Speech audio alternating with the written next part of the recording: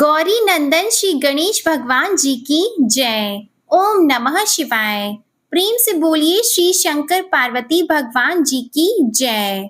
प्रिय भक्तजनों, आज भाद्रपद मास के शुक्ल पक्ष की सप्तमी तिथि है और आज महापुण्यदायी संतान सप्तमी का व्रत है। आप सभी को संतान सप्तमी व्रत की हार्दिक शुभकामनाएं। इस व्रत के प्रभाव से जल्द ही सूनी गोद भर जाती है। इस व्रत को रखने से और इस व्रत की कथा को सुनने से संतान प्राप्ति, संतान की रक्षा और संतान की उन्नति होती है और साथ ही साथ भक्तों की सभी मनोकामनाएं पूर्ण हो जाती हैं। जो भी मनुष्य इस व्रत कथा को सुनता है वह भगवान शिव और माता पार्वती का प्रिय हो जाता है। तो आज मैं आपको सुनाने जा रही हूँ संतान सप्तमी की बड़ी ही दुर्लभ कथा। आप सभी भक्तजन इन कथाओं को बड़ी ही श्रद्धा और प्रसन्न चित्त मन से पूरा अवश्य सुनिएगा। एक दिन महाराज युधिष्ठिर ने भगवान से कहा, हे प्रभु, कोई ऐसा उत्तम व्रत बताइए जिसके प्रभाव से मनुष्यों के अनेकों सांसारिक क्लेश दूर होकर वे पुत्र एवं पौत्रवान हो जाएं। यह सुनकर भगवान बोले, हे राजन, तुमने बड़ा ही उत्तम प्रश्न किया है। मैं तुमको एक पौराणिक इतिहास सुनाता हूँ, ध्यान पूर्वक सुनो। एक समय लोमश ऋषि ब्रजराज की मथुरापुरी में वासुदेव देवकी के घर गए।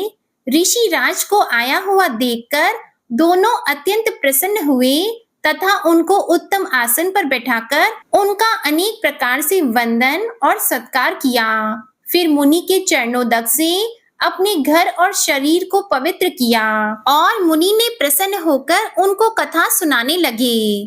कथा के कहते कहते लोमश ऋषि ने कहा कि हे देवकी, दुष्ट दुराचारी पापी कंस ने तुम्हारे कई पुत्र मार डाले हैं, जिसके कारण तुम्हारा मन अत्यंत दुखी है। इसी प्रकार राजा नहुष की पत्नी चंद्रमुखी भी दुखी रहा करती थी, किंतु उसने संतान सप्तमी का व्रत विधि विधान सहित किया, जिसके प्रताप से उसको संतान का सुख प्राप्त हुआ। यह सुनकर देवकी ने हाथ जोड़कर मुनि से कहा कि हे ऋषिराज, कृपया करके रानी चंद्रमुखी का संपूर्ण वृतांत तथा इस व्रत का विधान विस्तार सहित मुझे बताइए, जिससे मैं भी इस दुख से छुटकारा पा सकूं। लोमश ऋषि ने कहा, हे देवकी, अयोध्या के राजा नहुष की रानी का नाम चंद्रमुखी था। वह अत्यंत सुंदरी थी। उसी नगर में विष्णुगुप्त नाम का एक ब्राह्मण रहता था। उसकी स्त्री का नाम भद्रमुखी था। वह भी अत्यंत रूपवान सुंदरी थी। रानी और ब्राह्मणी में अत्यंत प्रेम था। एक दिन वे दोनों सरयू नदी में स्नान करने के लिए गईं। वहां उन्होंने देखा कि अन्य बहुत सी स्त्रियां सरयू नदी में स्नान करके निर्मल वस्त्र पहनकर एक मंडप में श्री शंकर एवं पार्वती जी की मूर्ति स्थापित करके उनकी पूजा कर रही हैं। रानी और ब्राह्मणी यह देखकर उस मंडप में गईं और उन स्त्रियों से पूछा, हे बहनों, यह तुम किस देवता का और किस कारण से पूजन व्रत कर रही हो? यह सुनकर स्त्रियों ने कहा कि हम संतान सप्तमी का व्रत कर रही हैं। अभी हमने शिव और पार्वती का पूजन चंदन अक्षत आदि से षोडश उपचार विधि से किया है। यह सब इसी पुनीत व्रत का विधान है। यह सुनकर रानी और ब्राह्मणी ने भी इस व्रत के करने का मन ही मन संकल्प किया और घर वापस लौट आई। ब्राह्मणी भद्रमुखी तो इस व्रत को नियम पूर्वक करती रही, किंतु रानी राजमद के कारण कभी इस व्रत को करती, कभी भूल जाती। कुछ समय बाद वे दोनों ही मर गईं। दूसरे जन्म में रानी ने बंदरिया और ब्राह्मणी ने मुर्गी की योनि पाई।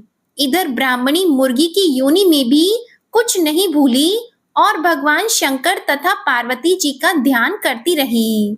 उधर रानी बंदरिया की योनि में थी तो रानी सब कुछ भूल गई। थोड़े समय के बाद इन दोनों ने यह देह भी त्याग दी। अब इनका तीसरा जन्म पुनः मनुष्य योनि में हुआ। उस ब्राह्मणी ने तो एक ब्राह्मण के यहाँ कन्या के रूप में जन्म लिया और रानी को एक राजा के यहाँ राजकन्या के रूप में जन्म मिला। उस ब्राह्मण कन्या का नाम भूषणा देवी रखा गया तथा विवाह योग्य होने पर उसका विवाह गोकुल निवासी अग्नि भील नामक एक ब्राह्मण से कर दिया गया। भूषणा देवी इतनी सुंदर थी कि वह आभूषण रहित होते हुए भी अत्यंत सुंदर लगती थी कि कामदेव की पत्नी रति भी उसके सम्मुख लजाती थी। भूषणा देवी के अत्यंत सुंदर सर्वगुण संपन्न चंद्रमा के समान धर्मवीर कर्मनिष्ठ सुशील स्वभाव वाले 8 पुत्र उत्पन्न हुए। यह शिव के व्रत का पुनीत फल था। दूसरी ओर शिव विमुख रानी के गर्भ से कोई पुत्र नहीं हुआ और वह निसंतान दुखी रहने लगी। रानी और ब्राह्मणी में जो प्रेम पहले जन्म में था वह अब भी बना हुआ था। रानी जब वृद्धावस्था को प्राप्त होने लगी तब उसके एक गूंगा बहरा बुद्धिहीन अल्प आयु वाला पुत्र हुआ और वह 9 वर्ष की आयु में इस क्षणभंगुर संसार को छोड़कर चला गया। अब तो रानी पुत्र शोक में अत्यंत दुखी और व्याकुल रहने लगी। देव योग से एक दिन भूषणा देवी ब्राह्मणी रानी के यहाँ अपने सब पुत्रों को लेकर जा पहुंची। रानी का हाल सुनकर उसे बहुत दुख हुआ, किंतु इसमें किसी का क्या वश चलता।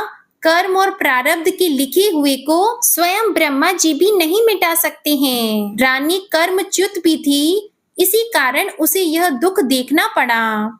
इधर रानी उस ब्राह्मणी के ऐसे वैभव और 8 पुत्रों को देखकर उससे मन ही मन ईर्ष्या करने लगी और उसके मन में पाप उत्पन्न हो गया। उस ब्राह्मणी ने रानी का संताप दूर करने के लिए अपने 8 पुत्र रानी के पास छोड़ दिए। रानी ने पाप के वशीभूत होकर उन ब्राह्मण पुत्रों की हत्या करने के विचार से लड्डू में जहर मिलाकर उनको भोजन करा दिया, परंतु भगवान शंकर की कृपा से एक बालक की भी मृत्यु नहीं हुई। यह देखकर तो रानी और भी आश्चर्यचकित हो गई और इस रहस्य का पता लगाने की मन में ठान ली। भगवान की पूजा सेवा से निवृत्त होकर एक दिन जब भूषणा देवी आई तो रानी ने उससे कहा कि मैंने तेरे पुत्रों को मारने के लिए विष मिलाकर लड्डू खिला दिए, किंतु इनमें से तो एक भी नहीं मरा। तूने ऐसा कौन सा दान पुण्य व्रत किया है जिसके कारण तेरे ये पुत्र नहीं मरे और तू नित्य सुख भोग रही है? तू बड़ी सौभाग्यवती है। इस सब का भेद तू निष्कपट होकर समझा। मैं तेरी बड़ी ऋणी रहूंगी। रानी के ऐसे दीन वचन सुनकर भूषणा ब्राह्मणी कहने लगी, हे रानी सुनो, तुमसे 3 जन्म का हाल कहती हूँ, सो ध्यान पूर्वक सुनना। पहले जन्म में तुम राजा नहुष की पत्नी थी और तुम्हारा नाम चंद्रमुखी था। मेरा नाम भद्रमुखी था और ब्राह्मणी थी।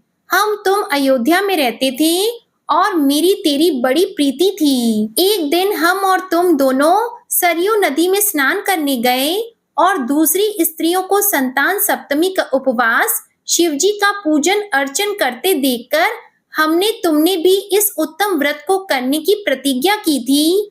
तुम तो राजमद के कारण सब भूल गई, जिससे झूठ बोलने का तुमको दोष लगा, उसे तुम आज भी भोग रही हो।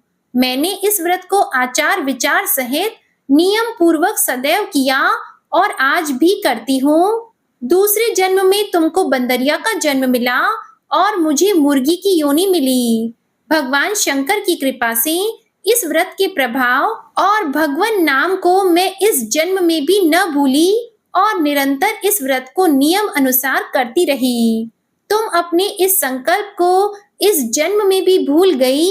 मैं तो समझती हूँ कि तुम्हारे ऊपर यह जो भारी संकट है उसका एकमात्र यही कारण है और दूसरा कोई कारण नहीं हो सकता। इसलिए मैं कहती हूँ तुम अब भी इस संतान सप्तमी के व्रत को नियम से करो तो कदाचित तुम्हारा संकट दूर हो जाए। लोमस ऋषि ने कहा, हे देवी, भूषणा ब्राह्मणी के मुख से अपने पूर्व जन्म की कथा तथा व्रत के संकल्प की बात सुनकर रानी को भी पुरानी बातें याद आ गईं और वह पश्चाताप करने लगी।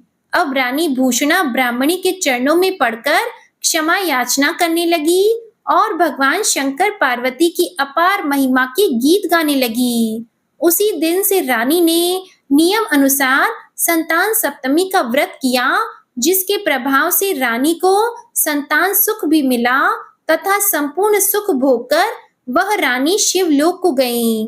भगवान शंकर के व्रत का ऐसा प्रभाव है कि पथ भ्रष्ट मनुष्य भी अपने पथ पर अग्रसर हो जाता है और अंत में ऐश्वर्य भोग कर मोक्ष को पाता है।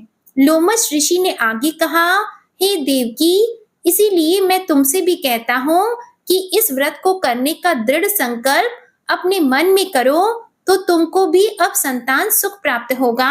इतनी कथा सुनकर देवकी हाथ जोड़कर लोमश ऋषि से कहने लगी, हे ऋषिराज, इस पुनीत व्रत को अवश्य करूंगी, किंतु आप इस कल्याणकारी एवं संतान सुख देने वाले व्रत का विधान, नियम, विधि आदि विस्तार से समझाइए। यह सुनकर ऋषि बोले, हे देवकी, यह पुनीत व्रत भादो के महीने की शुक्ल पक्ष की सप्तमी के दिन किया जाता है। उस दिन ब्रह्म मुहूर्त में उठकर किसी नदी अथवा कुएं के पवित्र जल से स्नान करके निर्मल वस्त्र पहनना चाहिए।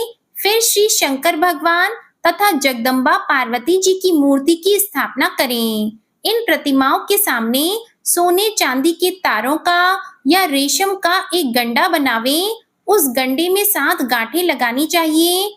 इस गंडे को धूप, दीप, अष्टगंध से पूजा करके अपने हाथ में बांधें और भगवान शंकर से अपनी कामना सफल होने की शुद्ध भावना से प्रार्थना करें। इसके बाद मीठा पुआ बनाकर भगवान को 7 पुओं का भोग लगाएं और साथ ही पुआ तथा यथाशक्ति सोने और चांदी की एक अंगूठी बनवाकर इन सबको एक तांबे के पात्र में रखकर और उनका षोडश उपचार विधि से पूजन करके किसी सदाचारी, धर्मनिष्ठ, कर्मनिष्ठ सत्पात्र ब्राह्मण को दान में दें। उसके बाद 7 पुआ स्वयं प्रसाद के रूप में ग्रहण करें।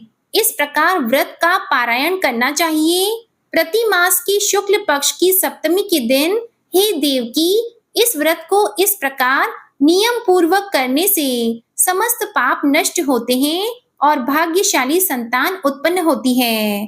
अंत में उसे शिवलोक की प्राप्ति होती है। हे देवकी, मैंने तुमको संतान सप्तमी का व्रत संपूर्ण विधान विस्तार सहित वर्णन कर दिया। इसको अब तुम नियम पूर्वक करो, जिससे तुमको उत्तम पूर्ण आयु संतान प्राप्त होगी। इतनी कथा कहकर भगवान आनंद कंद श्री कृष्ण ने धर्म अवतार युधिष्ठिर से कहा कि लोमश ऋषि इस प्रकार हमारी माता को शिक्षा देकर चले गए। ऋषि के कथन अनुसार हमारी माता देवकी ने इस व्रत को नियम अनुसार किया, जिसके प्रभाव से हम उत्पन्न हुए। यह व्रत विशेष रूप से स्त्रियों को तो कल्याणकारी है ही, परंतु पुरुषों को भी समान रूप से कल्याणदायक है। संतान सुख देने वाला, पापों का नाश करने वाला यह उत्तम व्रत है, जिसे स्वयं भी करें और मनोकामना पूर्ण होने पर दूसरों से भी कराएं। नियम पूर्वक जो भी भक्त इस व्रत को करता है और भगवान शंकर एवं पार्वती जी की सच्चे मन से आराधना करता है, वह निश्चय ही अमर यश प्राप्त करके अंत में शिवलोक को प्राप्त होता है। प्रेम से बोलिए श्री शंकर पार्वती भगवान की जय। बोलिए श्री राधा कृष्ण भगवान की जय। बोलिए श्री देवकी वासुदेव जी की जय। आइए अब मनोकामनाओं को पूरी करने वाली भगवान शिव और माता पार्वती की बड़ी ही सुंदर कथा को सुनते हैं। इन कथाओं को सुनने से ही व्रत पूर्ण माना जाता है। एक बार नारद जी ने भोलेनाथ जी की स्तुति करके पूछा कि प्रभु, आपको प्रसन्न करने के लिए सबसे उत्तम और सुलभ साधन क्या है? हे त्रिलोकीनाथ, आप तो निर्विकार और निष्काम हैं। आप सहज ही प्रसन्न हो जाते हैं। फिर भी मेरे जानने की इच्छा है कि आपको क्या प्रिय है तब शिव जी बोले, नारद जी, वैसे तो मुझे भक्त के भाव सबसे प्रिय हैं, फिर भी आपने पूछा है तो मैं बताता हूँ। मुझे जल के साथ साथ बिल्व पत्र बहुत प्रिय हैं। जो अखंड बिल्व पत्र मुझे श्रद्धा से अर्पित करते हैं, मैं उन्हें अपने लोक में स्थान देता हूँ। नारद जी भगवान शंकर और माता पार्वती की वंदना करके अपने लोक को चले गए। उनके जाने के पश्चात पार्वती जी ने शिव जी से पूछा कि हे प्रभु, मेरी ये जानने की बड़ी तीव्र इच्छा हो रही है कि आपको बेलपत्र इतने प्रिय क्यों हैं? कृपा करके मेरी जिज्ञासा को शांत कीजिए। तब शिव जी बोले, हे शिवे, बिल्व के पत्ते मेरी जटा के समान हैं। उसका त्रिपत्र यानी 3 पत्ते ऋग्वेद, यजुर्वेद और सामवेद हैं। शाखाएं समस्त शास्त्र का स्वरूप है। बिल्व वृक्ष को आप पृथ्वी का कल्प वृक्ष समझें, जो ब्रह्मा, विष्णु और शिव स्वरूप है। हे पार्वती, स्वयं महालक्ष्मी जी ने शैल पर्वत पर बिल्व वृक्ष रूप में जन्म लिया था। इस कारण भी बेल का वृक्ष मेरे लिए अति प्रिय है। महालक्ष्मी जी ने बिल्व का रूप धरा, ये सुनकर पार्वती जी कौतूहल में पड़ गईं और पार्वती जी कौतूहल से उपजी जिज्ञासा को रोक न पाईं। उन्होंने पूछा, देवी लक्ष्मी ने आखिर बिल्व वृक्ष का रूप क्यों लिया? आप ये कथा विस्तार से कहें। तब भोलेनाथ ने देवी पार्वती जी को कथा सुनाना आरंभ किया। हे देवी, सतयुग में ज्योति रूप में मेरे अंश का रामेश्वर लिंग था। ब्रह्मा आदि देवों ने उसका विधिवत पूजन अर्चन किया था। इसका परिणाम ये हुआ कि मेरे अनुग्रह से वाणी देवी सबकी प्रिय हो गई। वे भगवान विष्णु को सतत प्रिय हो गई। मेरे प्रभाव से भगवान केशव के मन में वाग देवी के लिए जितनी प्रीति उत्पन्न हुई, वह स्वयं लक्ष्मी जी को नहीं भाई। लक्ष्मी देवी का श्री हरि के प्रति मन में कुछ दुराव पैदा हो गया। वह चिंतित और रुष्ट होकर चुपचाप परम उत्तम श्री शैल पर्वत पर चली गईं। वहां उन्होंने तप करने का निश्चय किया और उत्तम स्थान का चयन करने लगी। महालक्ष्मी ने उत्तम स्थान का निश्चय करके मेरे लिंग विग्रह की उग्र तपस्या प्रारंभ की। उनकी तपस्या कठोरतम होती जा रही थी। हे परमेश्वरी, कुछ समय के बाद महालक्ष्मी जी ने मेरे लिंग विग्रह से थोड़ा ऊर्ध्व में एक वृक्ष का रूप धारण कर लिया। अपने पत्तों और पुष्प द्वारा निरंतर मेरा पूजन करने लगी। इस तरह महालक्ष्मी जी ने लाखों वर्षों तक घोर आराधना की। अंततः उन्हें मेरा अनुग्रह प्राप्त हुआ। मैं वहां प्रकट हुआ और देवी से इस घोर तप की आकांक्षा पूछकर वर देने को तैयार हुआ। महालक्ष्मी जी ने मांगा कि श्री हरि के हृदय में मेरे भाव से वाग देवी के लिए जो स्नेह हुआ है वह समाप्त हो जाए। तब शिव जी बोले, मैंने महालक्ष्मी जी को समझाया, श्री हरि के हृदय में आपके अतिरिक्त किसी और के लिए कोई प्रेम नहीं है। वाग देवी के प्रति उनका प्रेम नहीं अपितु श्रद्धा है। यह सुनकर लक्ष्मी जी प्रसन्न हो गईं और पुनः श्री विष्णु के हृदय में स्थित होकर निरंतर उनके साथ विहार करने लगी। हे पार्वती, महालक्ष्मी के हृदय का एक बड़ा विकार इस प्रकार दूर हो गया। इस कारण हरिप्रिया उसी वृक्ष रूप में सर्वदा अतिशय भक्ति से भरकर यत्न पूर्वक मेरी पूजा करने लगी। हे पार्वती, इसी कारण विश्व का वृक्ष, उसके पत्ते, फल, फूल आदि मुझे बहुत प्रिय हैं। मैं निर्जन स्थान में बिल्व वृक्ष का आश्रय लेकर रहता हूँ। बेल वृक्ष को सदा सर्व तीर्थ में एवं सर्व देवमय मानना चाहिए। बिल्व पत्र, बिल्व फूल, बिल्व वृक्ष अथवा बिल्व काष्ठ के चंदन से जो मेरा पूजन करता है वह भक्त मेरा अति प्रिय है। बिल्व वृक्ष को शिव के समान ही समझो। वह मेरा शरीर है जो बिल्व पर चंदन से मेरा नाम अंकित करके मुझे अर्पण करता है। मैं उसे सभी पापों से मुक्त करके अपने लोक में स्थान देता हूँ। हे देवी, उस व्यक्ति को स्वयं लक्ष्मी जी भी नमस्कार करती हैं जो मेरा पूजन करते हैं। जो बिल्व मूल में प्राण छोड़ता है उसको रुद्र देह प्राप्त होता है और ऐसे मनुष्य पर सदैव ही माता लक्ष्मी की कृपा रहती है और साथ ही साथ भगवान नारायण की कृपा भी उन पर सदैव बनी रहती है। प्रेम से बोलिए भगवान शिव और माता पार्वती की जय। आइए अब मनोकामनाओं को पूर्ण करने वाली भगवान शिव और माता पार्वती की बड़ी ही दुर्लभ कथा को सुनते हैं। एक बार की बात है, माता पार्वती जी शिव जी को पति रूप में प्राप्त करने के लिए घोर तप कर रही थी। उनके तप को देखकर देवताओं ने शिवजी से देवी की मनोकामना को पूर्ण करने की प्रार्थना की। शिवजी ने पार्वती जी की परीक्षा लेने के लिए सप्त ऋषियों को भेजा। सप्त ऋषियों ने शिवजी के सैकड़ों अवगुण गिनाए, पर पार्वती जी को महादेव के अलावा किसी और से विवाह मंजूर नहीं था। सज्जनों, विवाह से पहले सभी वर अपनी भावी पत्नी को लेकर आश्वस्त होना चाहते हैं, इसलिए शिवजी ने स्वयं भी पार्वती जी की परीक्षा लेने की ठानी। भगवान शंकर प्रकट हुए और पार्वती जी को वरदान देकर अंतर ध्यान हो गए। इतने में पार्वती माता जहाँ तप कर रही थी, वहीं पास में तालाब में मगरमच्छ ने एक लड़के को पकड़ लिया। लड़का जान बचाने के लिए चिल्लाने लगा।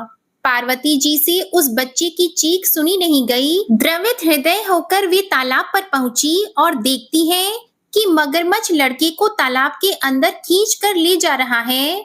लड़के ने देवी को देखकर कहा, मेरी न तो माता है, न कोई पिता और ना ही मेरा मित्र है, आप मेरी रक्षा करें।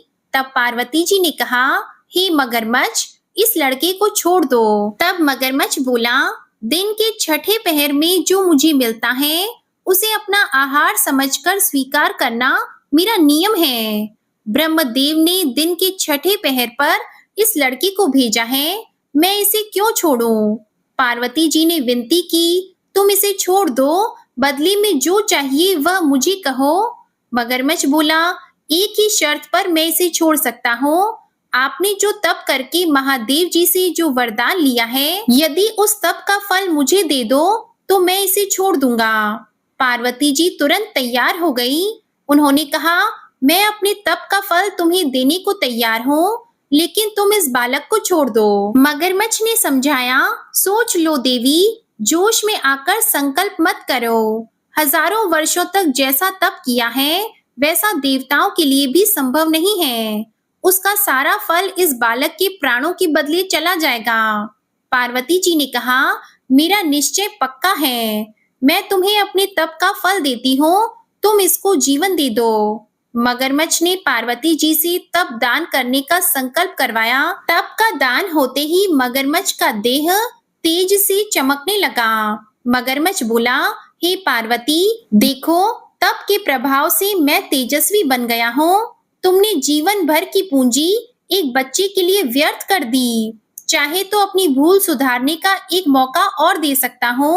तब पार्वती जी ने कहा, हे ग्रह, तब तो मैं पुनः कर सकती हूँ, किंतु यदि तुम इस लड़के को निगल जाते तो इसका जीवन वापस नहीं मिल सकता था। देखते ही देखते वह लड़का अदृश्य हो गया। मगरमच्छ भी लुप्त हो गया। पार्वती जी ने विचार किया, मैंने तप तो दान कर दिया है, अब पुनः तप आरंभ करूंगी। पार्वती जी ने फिर से तप करने का संकल्प किया।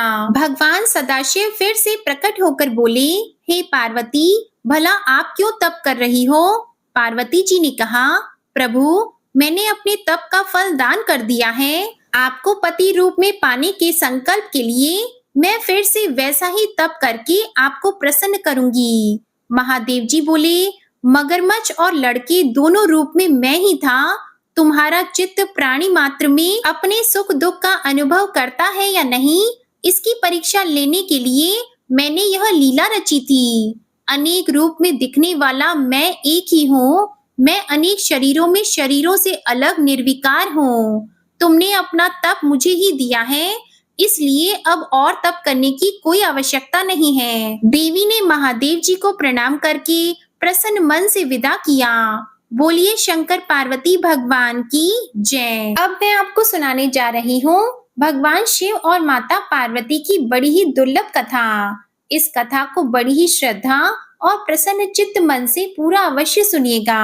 भगवान श्री कार्तिकेय जी शिव पार्वती जी के पुत्र हैं तथा सदैव बालक रूप ही रहते हैं, परंतु उनके इस बाल स्वरूप का भी एक रहस्य है। कथा के अनुसार एक बार भगवान शंकर और माता पार्वती ने चौपड़ खेलना शुरू किया। इस खेल में भगवान शिव सब कुछ हार गए। इसके बाद महादेव जी ने एक लीला शुरू कर दी। वे माता पार्वती से नाराज होकर पत्तों के वस्त्र पहनकर गंगा तट की ओर चले गए।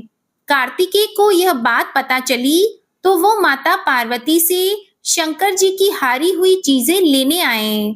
इस बार खेल में माता पार्वती हार गईं और कार्तिकेय सारी चीजें लेकर चले गए। अब माता पार्वती चिंतित हो गई। वे इस सोच में पड़ गईं कि सामान भी चला गया और पति भी दूर चले गए। उनकी व्यथा सुनकर गणेश जी शंकर जी से सामान लाने पहुंच गए। उन्होंने शंकर जी को चौपड़ में हराया और सब सामान लेकर लौट आए। साथ ही माता को सारा हाल बताया। इस पर उन्होंने कहा कि उन्हें पिता को साथ लाना चाहिए था। इस पर गणेश जी पिता की खोज में निकल पड़े। मात्र भक्त गणेश जी को पिता महादेव हरिद्वार में मिले। यहाँ भगवान भोलेनाथ, भगवान विष्णु और कार्तिकेय के साथ थे। पार्वती से नाराज भगवान शिव ने लौटने से मना कर दिया। इधर भोलेनाथ के भक्त रावण ने बिल्ली बनकर गणेश के वाहन मूषक को डराकर भगा दिया। मूषक गणेश जी को छोड़कर भाग गए। वहीं विष्णु भगवान महादेव की इच्छा से पासा बन गए। इस बीच जब गणेश ने माता के उदास होने की बात सुनाई और साथ चलने का आग्रह किया तो महादेव ने कहा कि मैंने नया पासा बनवाया है। अगर तुम्हारी माता फिर से चौपड़ खेलने पर सहमत हो तो वे चल सकते हैं। गणेश जी के आश्वासन पर भोलेनाथ जी पार्वती जी के पास पहुंचे और खेलने के लिए कहा। इस पर माता पार्वती हंस पड़ी। उन्होंने कहा कि आपके पास क्या चीज है जिससे खेल खेला जाए। यह सुनकर भोलेनाथ जी चुप हो गए। यह स्थिति देखकर नारद जी ने महादेव जी को अपनी वीणा आदि सामग्री दे दी। अब खेल में महादेव जी जीतने लगे, लेकिन गणेश जी पूरा खेल समझ गए। उन्होंने माता पार्वती को विष्णु जी के पासा का रूप धारण करने का रहस्य बता दिया। फिर तो माता पार्वती क्रोधित हो गईं। रावण ने समझाने का प्रयास किया, लेकिन उनका क्रोध शांत नहीं हुआ। क्रोधवश उन्होंने भोलेनाथ जी को शाप दे दिया कि गंगा की धारा का बोझ उन पर रहेगा। नारद जी को कभी एक स्थान पर न टिकने का अभिशाप दिया और भगवान विष्णु को शाप दिया कि रावण उनका शत्रु बनेगा और रावण को शाप दिया कि नारायण उसका नाश करेंगे। वहीं कार्तिकेय को कभी जवान न होने का शाप दे दिया। माता के इस अभिशाप से सभी चिंतित हो उठे। नारद जी ने विनोदपूर्ण बातों से माता पार्वती का क्रोध शांत किया तो माता ने उन्हें वरदान मांगने के लिए कहा। इस पर नारद जी ने कहा कि आप सभी को एक एक वरदान देंगी, तभी वे वरदान मांगेंगे। माता सहमत हो गई। इस पर शंकर जी ने कार्तिक शुक्ल के दिन जुए में विजयी रहने वाले व्यक्ति को वर्ष भर विजयी बनाने का वरदान मांगा। भगवान विष्णु ने हर छोटे बड़े काम में सफलता, कार्तिकेय ने सदा बालक रहने का ही वर मांगा। साथ ही कार्तिकेय जी ने कहा कि विषय वासना मेरे कभी करीब न आए, सदा भगवान के ध्यान में लीन रहूं। नारद जी ने देवर्षि होने का वर मांगा। पार्वती माता ने रावण को समस्त वेदों का सुविस्तृत व्याख्या करने का वरदान दिया। इस प्रकार माता पार्वती ने सभी को तथास्तु कहा। कार्तिकेय जी के जन्म के पहले जब तारकासुर के अत्याचार से सभी देवता पीड़ित थे, तभी भगवान शंकर जी ने पार्वती जी का पाणी ग्रहण किया था और तब 6 मुख वाले कार्तिकेय जी का जन्म हुआ था। उन्होंने ही तारकासुर का वध किया था। बोलिए शंकर पार्वती भगवान की जय। आइए अब भगवान शंकर की आरती सुनते हैं। ओम जय शिव ओमकारा, प्रभु हरे शिव ओमकारा। ब्रह्मा विष्णु सदा शिव, ब्रह्मा विष्णु सदा शिव, अर्धांगी धारा। ओम जय शिव ओमकारा। एकानन चतुरानन पंचानन राजी, स्वामी पंचानन राजी। हंसासन गरुड़ासन, हंसासन गरुड़ासन, वृषवाहन साजी। ओम जय शिव ओमकारा। दो भुज चार चतुर्भुज, दस भुज अति सोहे स्वामी, दस भुज अति सोहे। त्रिगुण रूप निरखते, त्रिगुण रूप निरखते, त्रिभुवन जन मोहे। ओम जय शिव ओंकारा। अक्षमाला वनमाला मुंडमाला धारी स्वामी, मुंडमाला धारी। त्रिपुरारी कंसारी, त्रिपुरारी कंसारी, करमाला धारी। ओम जय शिव ओंकारा। श्वेतांबर पीतांबर बाघंबर अंगे स्वामी, बाघंबर अंगे। सनकादिक गरुणादिक, सनकादिक गरुणादिक, भूतादिक संगे। ओम जय शिव ओंकारा। कर की मध्य कमंडल, चक्र त्रिशूलधारी स्वामी, चक्र त्रिशूलधारी। सुखकारी दुखहारी, सुखकारी दुखहारी, जगपालनकारी। ओम जय शिव ओंकारा। ब्रह्मा विष्णु सदाशिव, जानत अविवेका स्वामी, जानत अविवेका। प्रणवाक्षर में शोभित, प्रणवाक्षर में शोभित, ये तीनों एका। ओम जय शिव ओंकारा। त्रिगुण स्वामी जी की आरती जो कोई नर गावे स्वामी, जो कोई नर गावे। कहत शिवानंद स्वामी, कहत शिवानंद स्वामी, मन वांछित फल पावे। ओम जय शिव ओंकारा। ओम जय शिव ओंकारा। ओम जय शिव ओंकारा। प्रेम से बोलिए श्री शंकर पार्वती भगवान की जय। ओम नमः पार्वती पतिये हर हर महादेव। आज की कथा और आरती पसंद आई हो तो वीडियो को लाइक जरूर कीजिएगा और चैनल को भी सब्सक्राइब कीजिएगा। ओम नमः शिवाय।